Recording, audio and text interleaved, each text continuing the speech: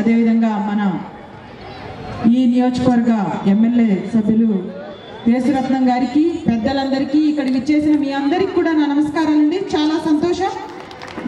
మన వైఎస్ఆర్ కుటుంబ సభ్యులందరికీ కూడా నేను నా నమస్కారాలు తెలియజేసుకుంటూ ఉన్నాను. చాలా సంతోషంగా ఉంది.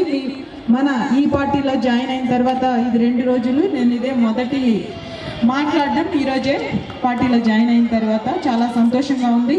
మనందరి ఆకాంక్ష, కోరిక ఒకటి, జగన్మోహన్ రెడ్డి గారిని సీఎం చేయడం, ఇక్కడ ఎంపీగా మోదుగుల వేణుగోపాల్ రెడ్డి గారిని భారీ మెజార్టీతో గెలిపించడమే మనందరి ధ్యేయంగా.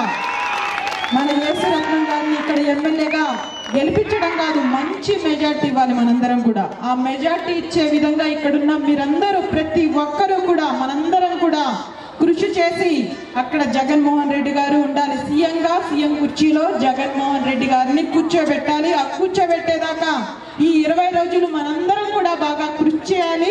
మన ఎంపీగా మోదుగుల గారిని గెలిపించేదాకా మీ అందరూ కూడా కష్టపడి, చాలా బాగా కష్టపడి మీ అందరూ మంచి మెజార్టీ ఇచ్చి ఎంపీగా గెలిపించాలని చెప్పి మనస్ఫూర్తిగా మీ అందరినీ కోరుకుంటూ సెలవు తీసుకుంటూ ఉన్నాను. Thank you for all.